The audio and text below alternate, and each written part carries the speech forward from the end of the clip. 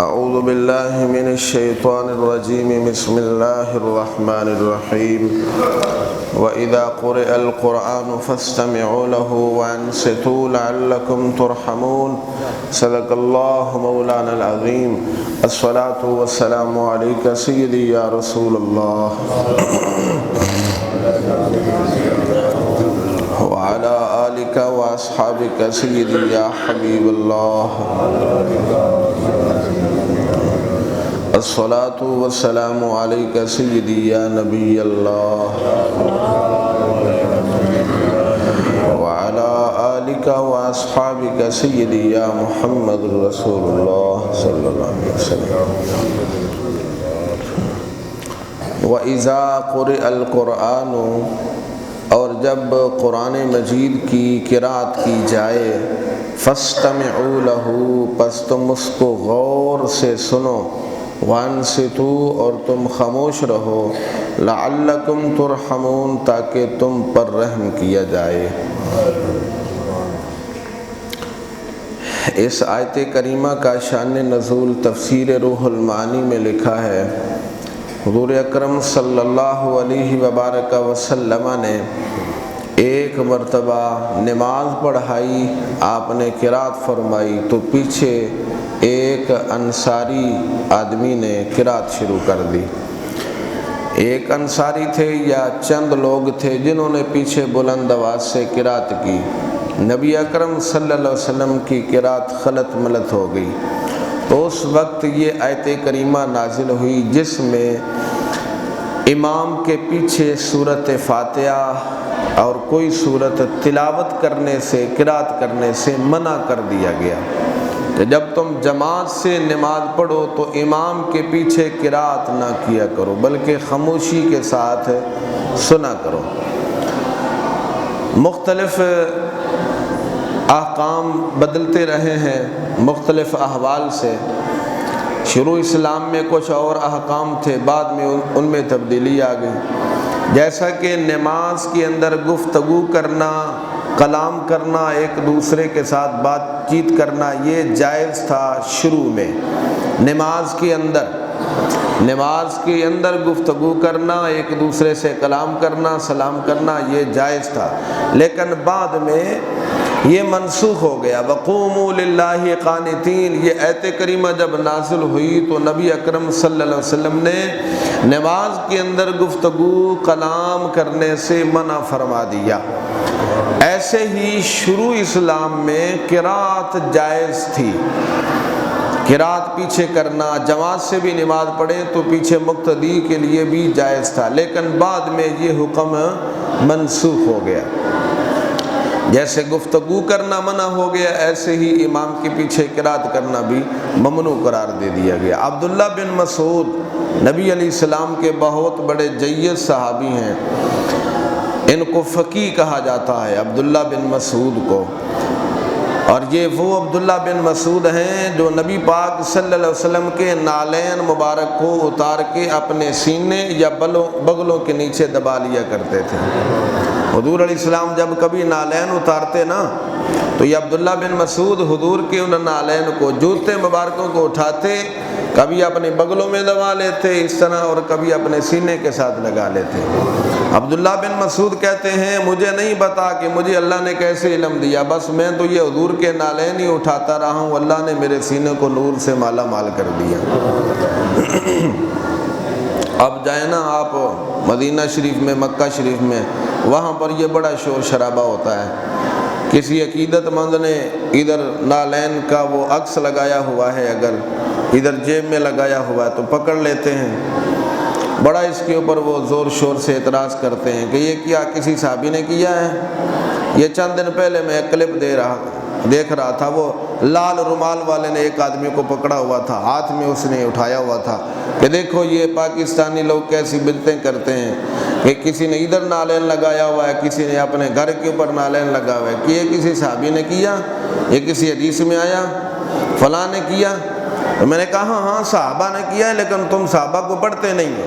یہ عبداللہ بن مسعود صاحب یہ رسول ہیں، وہ نبی اکرم صلی اللہ علیہ وسلم کے نالین کو اٹھاتے اپنے سینے کے ساتھ لگایا کرتے تھے اور اپنے بغلوں میں دبایا کرتے تھے۔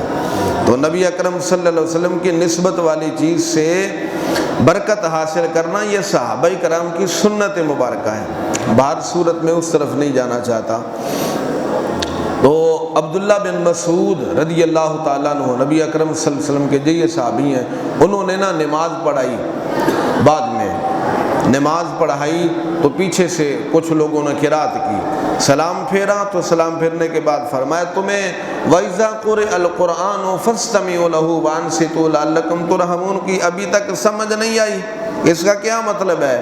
جب میں تمہارا امام ہوں، تم میرے مقتدی ہو، تو میں جب قرات کر رہا ہوں تو تمہیں پیچھے خاموشی کے ساتھ سننا چاہیے، تمہیں قرات نہیں کرنی چاہیے۔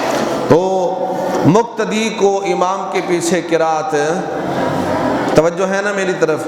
میں تمہیں 2-3 احادیث مبارکہ سنا دیتا ہوں۔ اہل حدیث حضرات جو ہے نا، غیر مقلدین اہل حدیث، وہ پیچھے پڑھتے ہیں، امام کے پیچھے بھی پڑھتے ہیں سورۃ فاتحہ، مقتدی بھی پیچھے پڑھتے ہیں، جبکہ یہ درست نہیں ہے، یہ حکم منسوخ ہے۔ امام کے پیچھے قرات کرنا بالکل جائز نہیں ہے۔ صحیح مسلم شریف کی حدیث پاک ہے، ان ابی موسیٰ الاشعری قال قال رسول اللہ صلی اللہ تعالی علیہ وسلم اذا صلیتم فاقیموا صفوفکم ثم لیؤمکم احدکم فاذا کبر فکبروا واذا قرأ فانصتوا۔ حضرت ابو موسیٰ اشعری رضی اللہ تعالیٰ عنہ سے مروی ہے، نبی پاک علیہ السلام نے فرمایا جب تم نماز پڑھو نا تو اپنی صفوں کو سیدھا کرو، جب تم نماز ادا کرنے لگو تو صفوں کو کیا کرو؟ مقتدیوں کو دائیں بائیں دیکھنا چاہیے، آگے پیچھے کوئی نہ ہو، بالکل برابر کھڑے ہونا چاہیے، درمیان میں خلا نہیں ہونا چاہیے، اس کو پورا کرنا چاہیے۔ فرمایا صفوں کو سیدھا رکھو، ثم لیؤمکم احدکم، پھر جب تم میں سے کوئی امام بنے، جب تم میں سے کوئی امام بنے اور باقی لوگ پیچھے کھڑے ہوں، فَإِذَا كَبَّرَ فَكَبِّرُوا، جب امام تکبیریں کہیں تو تم بھی تکبیریں پڑھا کرو، لیکن وَإِذَا قَرَّأَ فَانصِتُوا، امام جب قرات کرے تو تم خاموشی کے ساتھ پیچھے سنا کرو، قرات نہیں کرنی، جب امام قرات کرے گا تو خاموشی سے سنو، لیکن جب وہ تکبیریں پڑھے تو تم تکبیریں پیچھے پڑھا کرو۔ یہ صحیح مسلم کی حدیث پاک ہے۔ ایک اور حدیث سماعت کریں، حضرت جابر بن عبداللہ سے مروی ہے، قال رسول اللہ صلی اللہ علیہ وسلم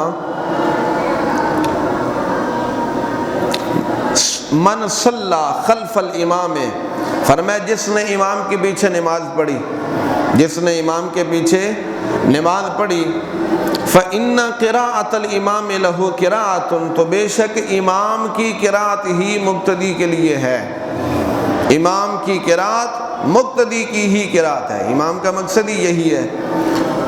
قال محمد بن المنیع وابن الحمام هذا الاسناد صحیح علی شرط الشیخین، حضرت محمد بن منی اور ابن حمام فرماتے ہیں یہ حدیث بالکل صحیح ہے، اس کی سندیں صحیح ہیں بخاری اور مسلم کی شرطوں کے اوپر، جیسے وہ اپنی شرطوں کے ساتھ حدیث کو لیتے ہیں صحیح غیر صحیح، انہی شرطوں کے ساتھ یہ حدیث بھی کیا ہے؟ صحیح ہے۔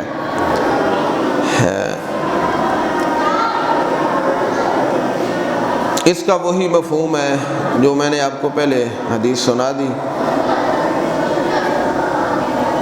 ایک اور حدیث پاک ہے، نبی پاک صلی اللہ علیہ وسلم نے فرمایا لا صلاۃ الا بفاتحۃ الکتاب۔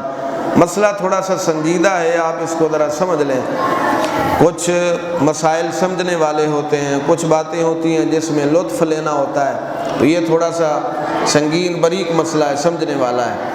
ایک اور حدیث پاک ہے کہ جس میں آقا علیہ السلام نے فرمایا لا صلاۃ الا بفاتحۃ الکتاب، سورۃ فاتحہ کے بغیر نماز نہیں ہوتی، سورۃ فاتحہ کے بغیر نماز۔ یہ جو حضرات ہیں نا غیر مقلدین اہل حدیث حضرات، وہ کہتے ہیں چونکہ فاتحہ کے بغیر نماز نہیں ہوتی، حضور نے یہ فرمایا ہے جب فاتحہ کے بغیر نماز نہیں ہوتی تو پیچھے مقتدی جب فاتحہ نہیں پڑھے گا تو اس کی نماز کیسے ہوگی؟ تو یہ حدیث بھی بالکل صحیح ہے، لیکن دوسری حدیث میں نے بھی آپ کو سنائی ہے، سرکار نے فرمایا قراءۃ الامام لہ قراءۃ، امام کی قراءت مقتدی کی ہی قراءت ہے۔ امام اعظم ابو حنیفہ کا یہ خوبصورت طریقہ ہے کہ وہ ایسے راستے پر چلتے ہیں کہ جس کی وجہ سے کسی حدیث کی مخالفت نہ آئے بلکہ ساری حدیثوں پر عمل ہو جائے۔ امام اعظم ابو حنیفہ نے تطبیق پیدا کی ہے، فرماتے ہیں لا صلاۃ الا بفاتحۃ الکتاب، یہ حدیث بھی بالکل صحیح ہے۔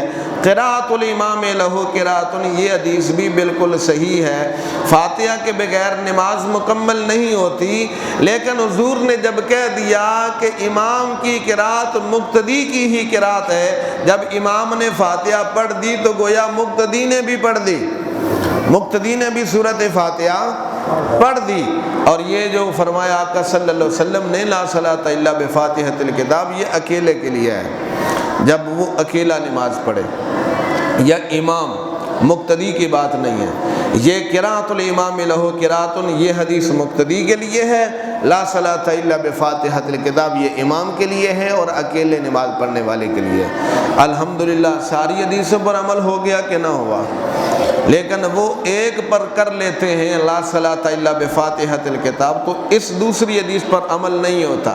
قراءۃ الامام لہ قراءۃ، امام کی قراءت مقتدی کی ہی قراءت ہے۔ اس حدیث پر عمل، جو پیچھے فاتحہ پڑھتے ہیں ان کا اس حدیث پر عمل نہیں ہوتا، لیکن جس طریقے پر ہم چلتے ہیں اس طریقے سے سبھی کے اوپر عمل ہو جاتا ہے۔ آپ امام کے پیچھے فاتحہ پڑھتے ہیں کہ نہیں پڑھتے؟ کیوں محمد رفیق نہیں پڑھتے؟ شاید میں نے کہا کچھ لوگ پڑھتے ہوں تاکہ مسئلے کی وضاحت ہو جائے۔ ساری زندگی کچھ لوگ ایسے ہوتے ہیں جن کو سمجھ نہیں آتی کہ مولوی کیا